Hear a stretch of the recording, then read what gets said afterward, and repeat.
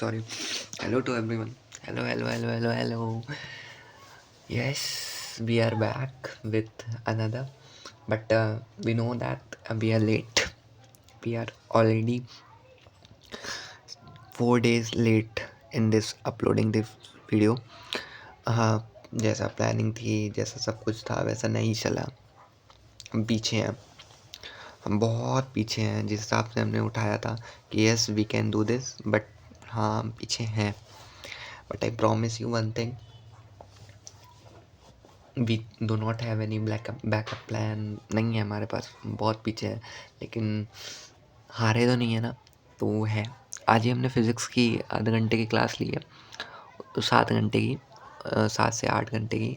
तो उसमें तुम जाके देख सकते हो, है ना. और अभी पूरी रात चलेगी क्लास, तो तुम उसको ज्वाइन कर सकते हो. करो और देखो, बड़े मज़ा आ जाने वाला है भाई, है ना.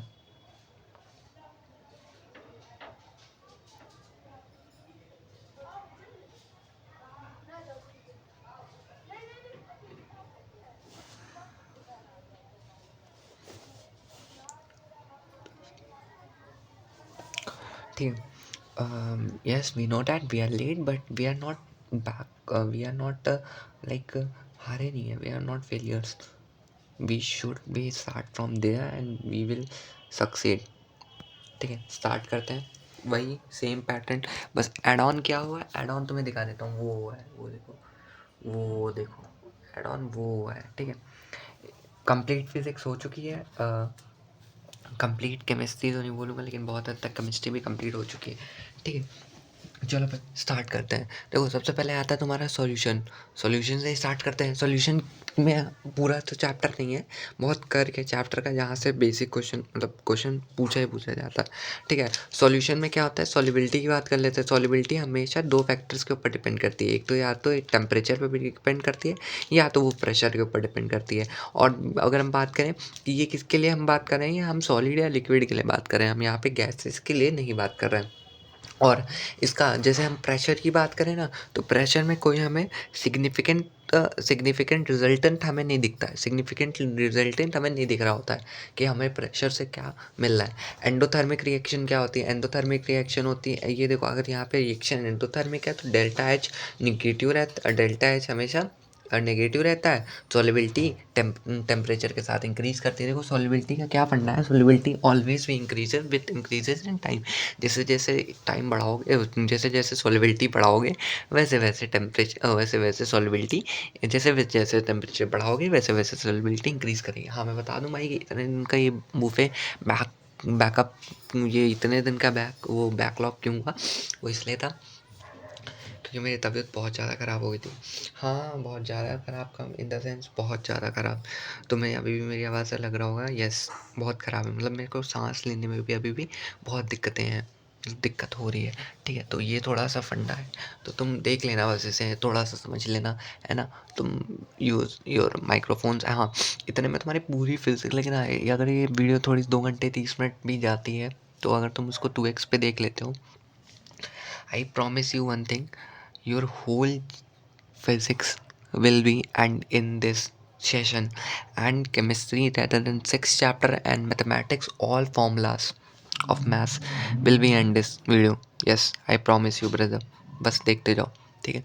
उसके बाद क्या है, देखो यहाँ पे आगे बात करते हैं. आगे बात करते हैं. ठीक है. उसमें क्या आता है, यहाँ पे देखो, जैसे गैस इन द लिक्विड है, effect of temperature, effect of pressure. Gas in effect of temperature कैसा होता है, मतलब हमारा गैस से जब हम लिक्विड में जाता है, तो increase with decrease in temperature. जैसे जैसे हम टेम्परेचर बढ़ाते हैं, increase with decrease in temperature. जैसे जैसे टेम्परेचर कम करते हैं, वैसे वैसे वो बढ़ती है. इफेक्ट ऑफ टेम्परेचर बढ़ता है जब गैस का कन्वर्जन बढ़ता है. इफेक्ट ऑफ प्रेशर में क्या होता है, increase with decrease in pressure, increase with increase in pressure. जैसे जैसे बढ़ाते हैं, वैसे वैसे वो कम होता है. अब देखो, गैस है, गैस को अगर तुम हीट करोगे तो क्या होगा, ऊपर निकलेंगी, अनस्टेबल होगी, भाग जाएंगी. लेकिन अगर हम बात करें कि इफेक्ट ऑफ प्रेशर होगा, तो प्रेशर में क्या है कि जैसे जैसे उसको दबाओगे, वैसे वैसे गैस नीचे बैठती चली जाएगी. ठीक है, यही चीज़ समझा है. अब देखो, देखो अब हेनरी लॉ क्यों था? हेनरी लॉ स्टेट करता है तुम्हारा, हेनरी लॉ आया तुम्हारा solubility of gas in liquid, solubility of gas in liquid. It state that the particle pressure of the gas in vapor phase P is directly proportional to the mole fraction of gas X in a solution where नहीं देखो P is equal to KH into X, where KH is equal to Henry's constant and PX is PX P is directly proportional to X, and where X क्या है यहाँ पे solubility है in the term of mole. P is directly proportional to X, P is equal to KH X. Henry's constant Y is equal to MX, M is equal to slope of KH, H KH is equal to directly proportional to solubility. KH is directly proportional to temperature, but KH is inversely proportional to solubility. मतलब जैसे जैसे solubility बढ़ाओगे वैसे वैसे KH की value कम होगी. अब यहाँ से एक बहुत इंपॉर्टेंट क्वेश्चन आ जाता है कि हाँ, बहुत बार पूछा जाता है, CBSE बोर्ड में बहुत बार पूछा गया है. Aquatic animal are more comfortable in cold water than hot water because the solubility of the oxygen is more in cold water. The solubility of oxygen is more in cold water. That is a main fraction that they are more stable in. उसके बाद आता है तुम्हारा vapour press eight a equilibrium rate of evaporation and a rate of condensation at a constant. ये पूछा गया था vapour pressure क्या होता है, मेरे प्री बोर्ड थर्ड में पूछा गया था मुझसे कि at a equilibrium rate, at a equilibrium कौन वो जानते हो ना, जहाँ पे backward reaction is equal to the forward reaction.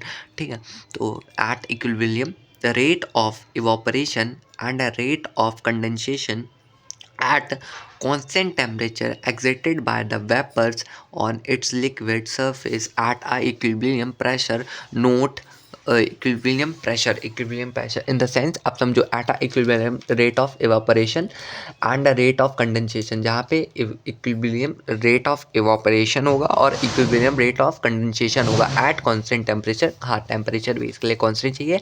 exert a vapor pressure on a liquid, एक vapor pressure होता है वो liquid पे exert होता है, वही हमारा क्या रहता है, वो हमारा इक्विलिब्रियम स्टेट कहलाती है. वेपर प्रेशर जैसे जैसे बढ़ता है बॉइलिंग पॉइंट वैसे वैसे हमारा कम होता है.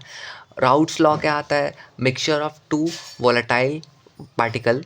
मिक्सचर ऑफ राउट्स लॉ की बात कर लेते हैं. देखो दो बहुत इंपॉर्टेंट है, एक तुम्हारा राउट्स लॉ, एक तुम्हारा हेनरीज लॉ. राउट्स लॉ भी बहुत पूछा जाता है, हेनरीज लॉ भी बहुत पूछा जाता है. राउट्स लॉ में समझो क्या होता है, राउट्स लॉ हमारा ये स्टेट करता है कि the maximum of two volatile liquid of a particle vapour pressure of a particle, तुम्हें तो दिख ही नहीं रहा होगा यार, एक minute, of a particle vapour pressure, ये उठाना पड़ता है हाथ, of a particle vapour pressure of each component of a solution is directly proportional to mole fraction. PA is equal to P naught XA and PB is equal to P naught B XB. So PA क्या है, particle pressure of a component, and P total क्या है, PA plus PB. PB क्या है, P naught PT और P not P. Note point में एक चीज़ समझ लो कि vapour pressure is decrease when the solubility of the pressure is increase. Solubility तुम बढ़ाओ solvent in the pressure of solute. ठीक है, सॉल्वेंट की मात्रा बढ़ाओगे तो तुम्हारी जो वो है वेपर प्रेशर है वो डिक्रीज़ करेगा. अब आता है तुम्हारा मोस्ट इम्पॉर्टेंट से एक क्वेश्चन तो बहुत हद तक मेरे हिसाब से पूछ ही लेता है एज अ टॉपिक मिक्सचर. इसमें सिंपल से एक क्वेश्चन पूछ लिया था इस बार कि मैक्सिमम में क्या होता है, कौन सा डेविएशन होता है, तो इसमें नेगेटिव डेविएशन होता है.